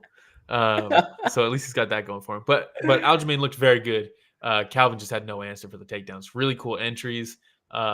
Set up some shots from on the feet from Aljo. I like. Props to Rich, by the way. He's not playing video games in the background. He's listening to us right now. Rich is on it, bro. Come on. Yeah, he's on it. Aljo was landing some pretty good strikes, though. Yeah, he definitely was. One thing that is so cool, and you can see some of the Dagestani guys do this, and now Islam is even doing it. But when you're such a good wrestler that you're like, I don't have to worry about getting taken down. This guy's not gonna be able to take me down. You can start letting these kicks fly, dude. Because if you're in kicking range, you don't want to get kicked, right? So you want to get in punching range, especially if you're Calvin Kattar. you get into punching range, and you can get taken down easily because now you're not in that distance. So it's like if I'm fighting a wrestler, I want to be all the way out or all the way in cracking him on a shot or something, right? I want to be gone. But if they have a crazy kicking game and you're all the way out because you're afraid of the takedown, but they're also lighting you up with their kicks, you have to close that distance to get away from the kicks, and now it can take you down. And that's something that Aljo does. Saeed Nurmagomedov does that really well. Islam got the high kick on Volk. Wrestlers who develop a good kicking game, so fun to me. And here's the power bomb. Oh, so good, dude. He knows he's going for a ride. Look at that. Yeah. He did a good job of turning so he didn't get dropped on his head. Also, if he did get dropped on his head, that would have been a DQ. But so props to Kattar for prolonging the beatdown. but yeah, Aljo looked very good at featherweight. I was a little skeptical, I'm not gonna lie, of him at featherweight, but this was a good one. And he looks good, man. Dude, he looks jacked, bro. Yeah, I love it. Took a hike and he's like, they were saying that he's still walk around 175. Yeah, crazy, dude. Crazy. I don't know how you ever made 135, dude. Yeah. I don't know. All right. Championship weight too. Multiple times. Let's move on here, man. We got a lot of fights still to cover. We have Kayla Harrison versus Holly Holm. Yeah, dude. Kayla Harrison, she's here. You know, they gave her they're like, look, the last good judoka we had in the female division, Holly Holm dispatched her expertly. She fought the clinch. She kept her hips low. Ronda couldn't do anything with her in the clinch, and she separated and she kept her distance perfectly. And she got the high kick, and she was the matador because she wanted to clinch. And Holly was like, "I remember that, but I'm not going to do any of that, and I'm going to clinch this time." And you're like, "What are you doing? Not against Kayla. Don't clinch with her." Yeah, because since that Ronda fight, she's really developed that style of clinching up against the fence, right? And like outworking girls up against the fence. But like, you got to go back to what your roots are against someone like Kayla. You cannot do that against her. And she immediately gets thrown. But Holly's like, I've seen the head and arm throw. I've been in women's MMA for a long time. I've seen it millions of times. So she gets the head and arm throw, and then she immediately scoots out and ends up on top. And you're like, yeah. And that was the best thing she did the entire fight. Yeah, just after like the Stormtroopers, just like Kattar. After that, after that little reversal, I'm like, so you're saying there's a chance? and then I was like, oh no. And Kayla said no. And props to Kayla though, because even with the top control, yeah, she's active. She's very active on top, which I absolutely respect. Right, like with the Bo Nickal, a lot of times it's let me just position, right? Kayla's looking to finish with some ground and pound, man. Well, now she's not in PFL anymore. She could throw elbows. She could throw elbows again. She did before she got to PFL. She worked really well with her elbows, and in this fight, she busted up Holly's face. After that one reversal from Holly, it was one-way traffic. Kayla just running through her, and I liked in the post-fight interview. She gave Holly props for that too. She's like, "This was a good opponent. I took her down. She reversed me. Like that was good." This wasn't was it Joe that was like, did you think it was going to be this easy? And she's like, what are you talking about? Yeah, she just reversed me immediately. It was very cool to see that. Very cool. I like Kayla. It was sweit. It was awesome. I've always liked her because of Impractical Jokers. Before she was even in MMA, when she was just an Olympic medalist, gold medalist, she was on Impractical Jokers as a punishment for Murr. Do you watch that show? I don't think I've watched that one though. That specific episode. Go back and watch it now, knowing who she is, because at the time I didn't even know who she was. And like it's a punishment where Murr's like at some it's like some wine and cheese type party in the backyard of some fancy place, and he's just walking around, and then Kayla shows up, and the punishment is she's just gonna keep hip throwing him throughout the party, and the only thing he can do to explain it to anybody is say that he knows her from college. So she's like she's like hip tossing him into the pool, fucking throwing him into tables and shit. And people are like, what the fuck? He's like, I know her from college. And like has to walk it off, dude. It's so funny. So when she transitioned to MMA, I was like, oh shit, that's the girl from Impractical Jokers. And it's been cool to see her Gotta watch it. I'm gonna have to watch it. All right. Yeah. But then she chokes her out. She flattens her out, she chokes her out. Round 2, I think. Very good performance. Good debut. Props to Kayla Harrison. My mom says, how much longer for Holm in the UFC you think? Oh, the time's got to be coming. Look, I was talking to Priyash about this. Shout out Priyash. Hey, shout out Priyash. Dana said in the post fight that he wants her to retire now. I think the reason is because they've run her course and she's lost the star power that she's had for a long time, despite how, look, with all due respect, how awful her fights have been for a while now. She still gets a huge pop at every event. People love Holly. That knockout of Ronda carried her very far, including, she had the belt, right? So she got that championship pay. I doubt they negotiated down her paycheck since then. I think she's still collecting bags every time she fights. And UFC's like, all right, the trade is not even anymore. Enough's enough. And Holly's like, I'll keep fighting till I'm fucking 50 if you keep me on this contract. So we'll see. Maybe she will keep fighting because I'm sure she's getting good money. I hope not. All right, let's move on. But man. Kayla, wait, real quick. Kayla, Amanda Nunes posts about it, and she's like, interesting. And you're like, interesting? Is it? She's already retired. Her and her fake tears. Let's move on. But all right. Does Kayla just get the title shot next? Yes, right? Got to. Yeah, you do. Got to. Who's the champ? Raquel Pennington? Yeah. And if you're in the UFC, you want that, right? It's a good match with Kayla Harrison. You're trying to build Kayla Harrison's star power. And then later on, you toss the Juliana Pena in there. Other people built it for them. They don't have to. What are you talking about? Get her in there. PFL already built her stardom. She was already big before. This is a big anticipated. They put her debut on UFC 300. She's already a star. You know what I mean? So you don't think that there's still a lot of people that only watch the UFC though that just saw Kayla Harrison for the first time? Yeah. There's people that just watch UFC 300 because it's UFC 300. Even Rich, look at Rich's comment. He said he's not playing video games. We're talking UFC 300. It's UFC 300. With the boys. But look, you're right. You're right. But that being said, she makes her debut. Look what just happened with Michael Venom Page.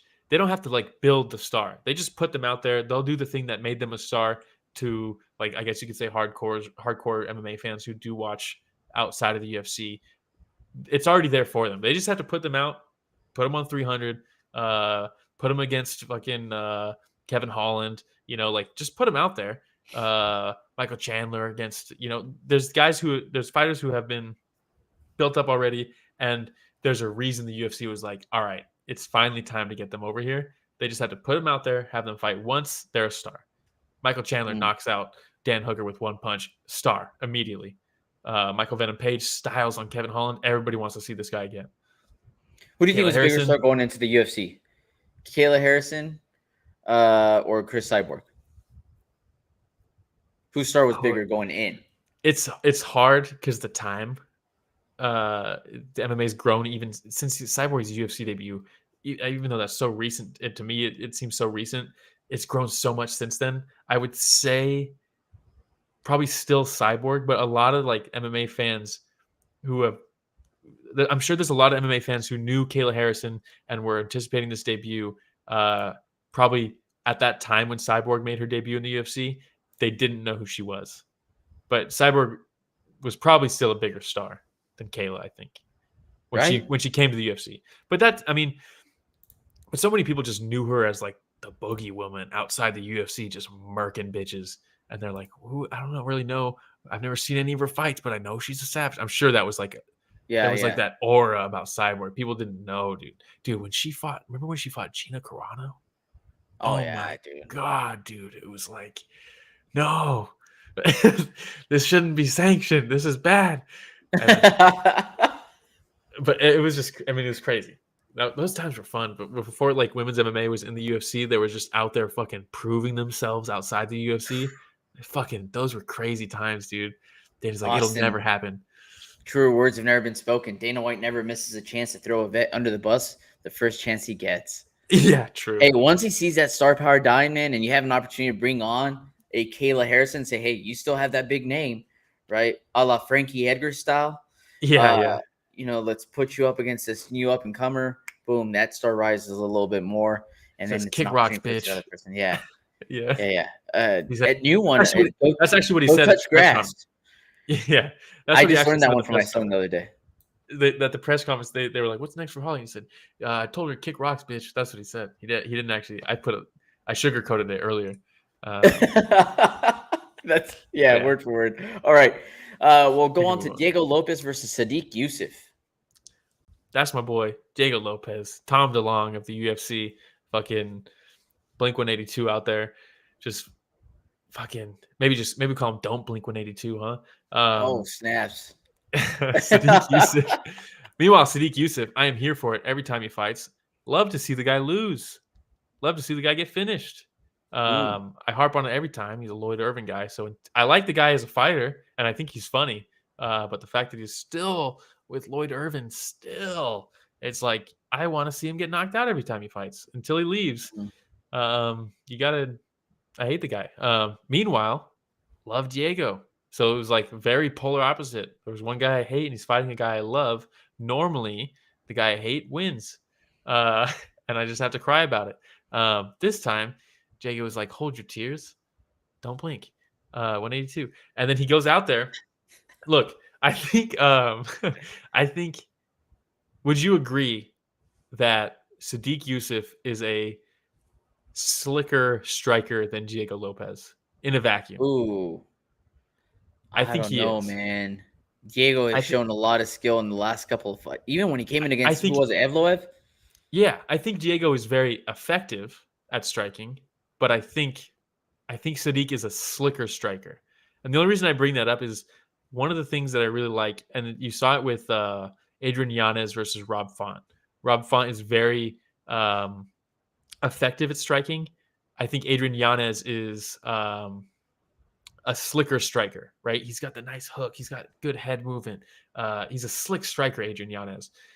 And he was out slicking Rob Font in their fight until Rob Font said, can we actually go back a few pictures, Rich? We'll talk through these pictures. But Rob Font was getting out slicked in that fight against Adrian Yanez. And he said, I can't box with this guy. He's fucking too slick. His head movement's too good. His angles are too good. I can't do it. But he's like, this is MMA. I can grab him by the back of the fucking neck and I can punch through his head into my hand and I'll knock him out. And that's sometimes what you have to do when you're fighting someone who's so slick. You just grab them.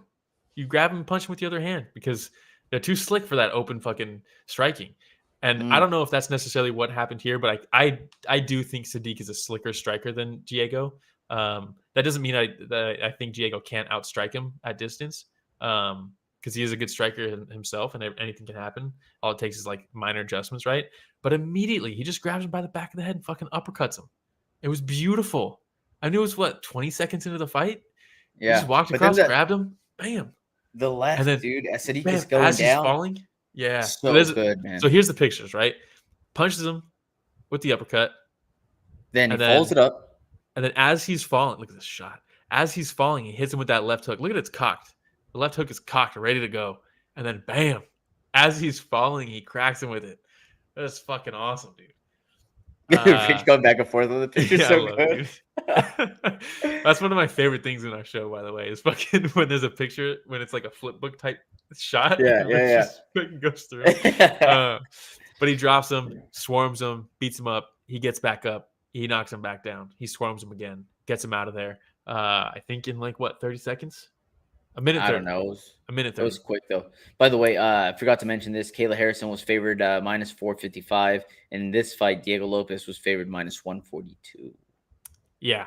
I think he was the underdog when it was announced, Diego. And I think the line moved. It switched. After the fight, he points to Dana. He says, I'm coming over there. Is it cool if I leave the cage? Jumps over the cage, talks to Dana.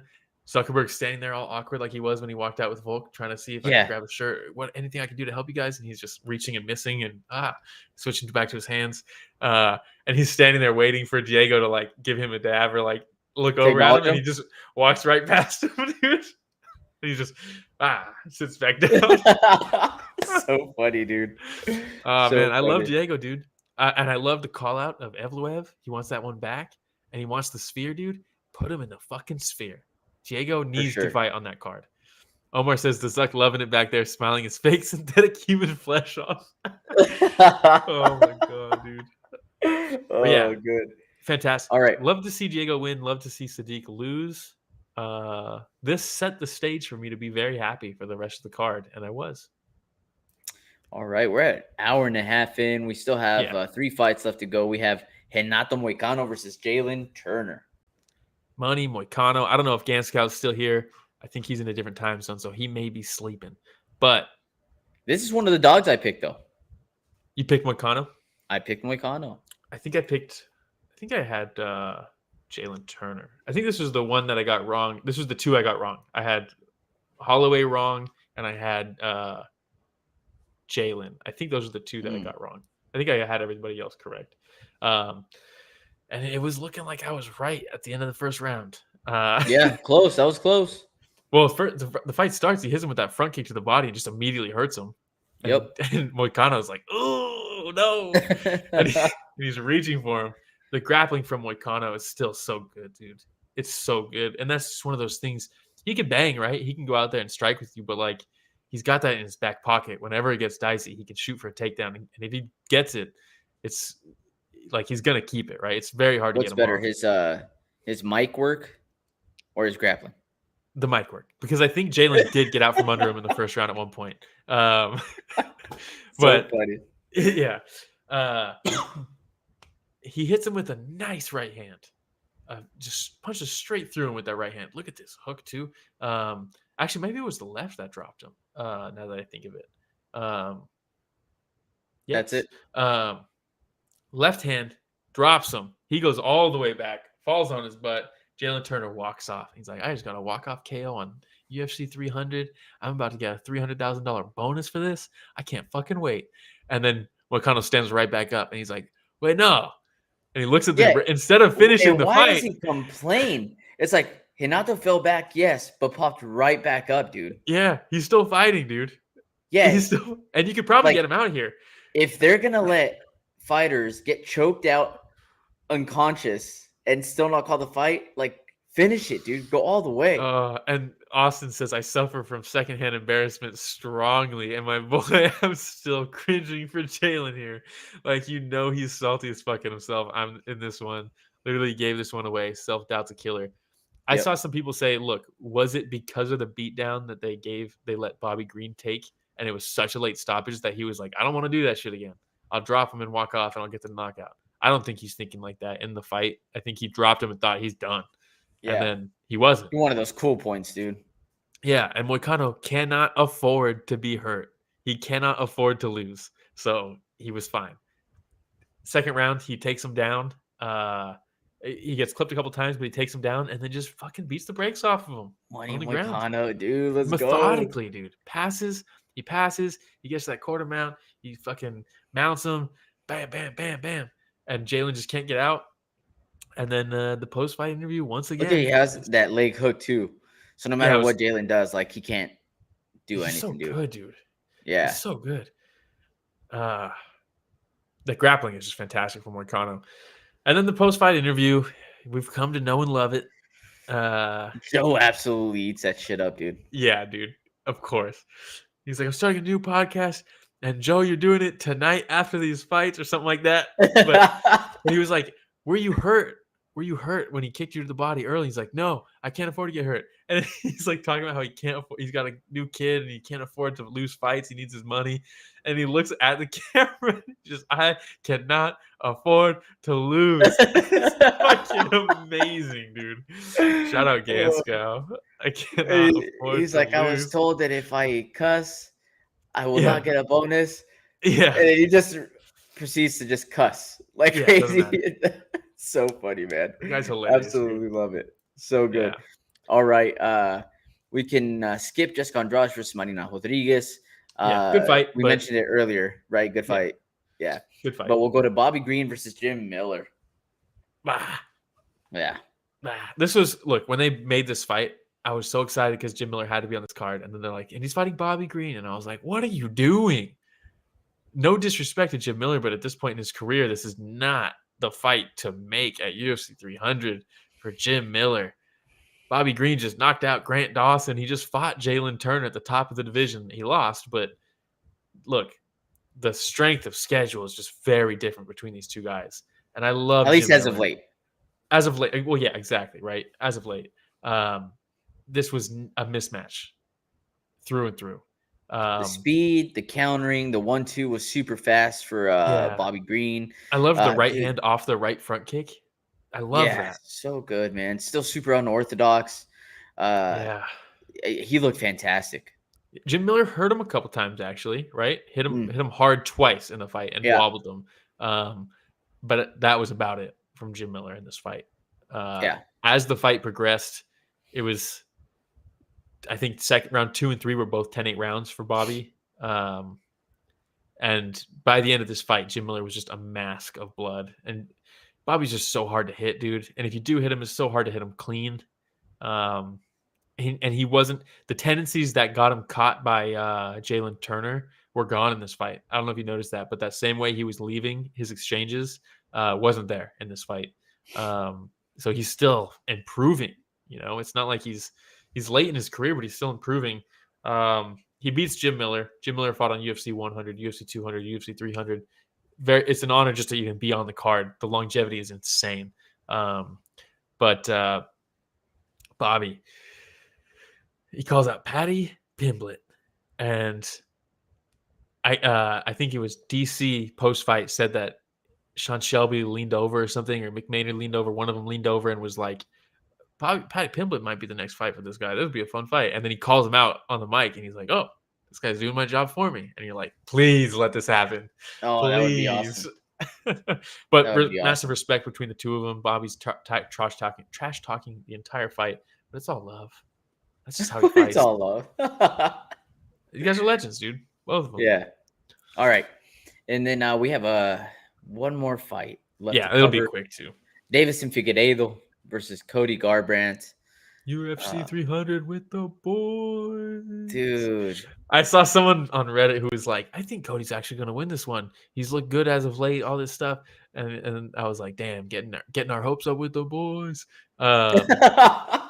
Because, look, this was a fight that should have been made, and it was made, and it didn't happen. That's what I think one of the reasons for one of the many Moreno-Figueiredo fights was because the Figgy Garbrandt fight fell through or something like that. Yeah. They were definitely matched up before.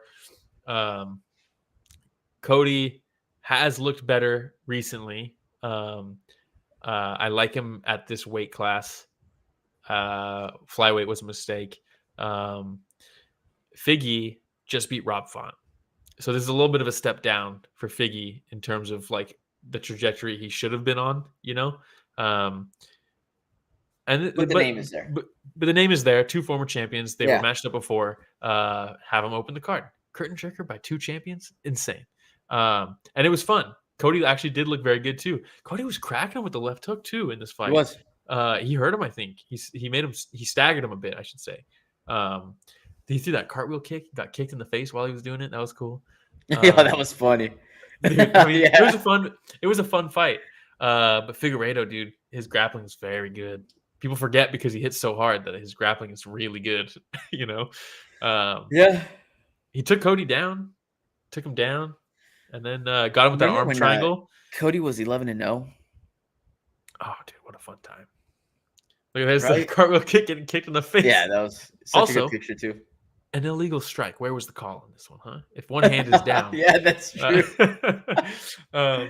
But the takedown was great from Figgy. The arm triangle was a very good setup. The way he set that up was great, but Cody survived it expertly. Stayed calm, had his hand in, answered the phone, which isn't always enough, but that coupled with him pulling down on the shoulder of Figueiredo. That was tight. Enough space. The way he was gasping. Yeah, it was tight, but he got out of it. But then Figgy takes the back and then chokes him out. He's like, I don't need the arm triangle. I'll just get a rear naked choke. And yeah, there's no getting out of that one. Got him. No, unless you're on Xiaonan. Yeah, and even then it's saved by the bell. All right, man. Well, that was UFC 300 we just went through. Do we have a moment of silence? We don't. Wow. Despite UFC 200's John Jones DC, all these fights falling through, this craziness, the Miesha Tate versus Amanda Nunes becomes the main event, like just crazy shuffles, right? This card had nothing. The only fight that Tapology lists is Leon Edwards versus Bilal Muhammad, but it turns out that Leon was never even offered that fight.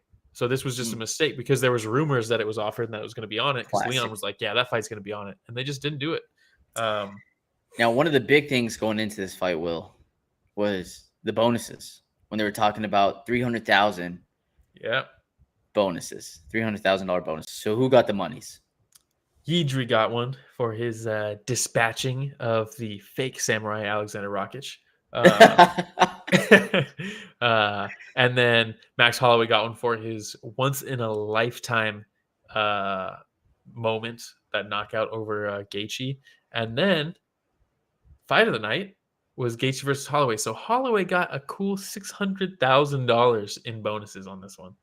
Well deserved. Absolutely. But you had mentioned that Dana said he was gonna still take care of the other people that got finishes, right? Sorry, Aljamain. He did say that. Sorry, Aljamain. But yeah, he did say that the other people who got finishes, he'll take care of them. He's like, I want to make sure everybody leaves happy. What that means, maybe it's just an extra like $5,000 or something. Who knows? He's got the Nelk boys to give money to, so maybe we don't know. He's like, I'll double your Venom sponsorship money. Yeah. There you go, dude. All right. What an event. Hey, the card lived up to the hype, dude. I was gonna say this card, I think it exceeded the hype. So good. Because when they announced Jamahal Hill versus Alex Pereira as the main event, a lot of people were like, what? That's the main event for 300? Just don't feel special enough. And so it's like, it was hyped, obviously, but there was like a little bit of a downer on it, tiny bit. The fact, I think it over-delivered the hype, which is crazy.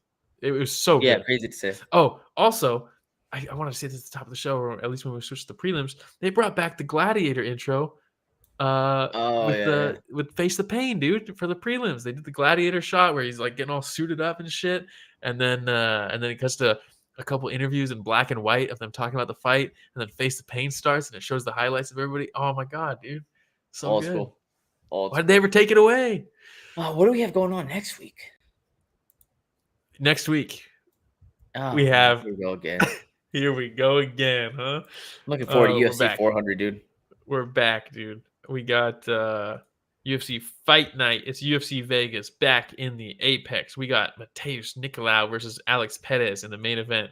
Co-main, here we go. Ryan Spann versus Guskov. We got in the feature bout Karine Silva versus Ariana Lipski. We got Tim the Dirty Bird Means against Uros Medic. I'm down with that. Jonathan Pierce versus David Onama. That's a banger. Victor Henry versus Hani Yaya. Let's go. We got Austin Hubbard. We got... That's it. That's all we got. Yeah. It's back to the Apex. What can you expect? We have Haney versus Garcia on the 20th. There you go. That should be a fun boxing match. But outside of that, I think it's a couple weeks, right, before we get any MMA that we're going to be talking about. There's PFL next week, but... What do you mean? We got... Oh, is that UFC event not next week? Oh, shit. It's not even next week. What the fuck are we doing? What are we going to do next week? Yeah, I don't know. We'll figure it out. I'm over here naming off a bunch of fights that we're not going to cover next week. That's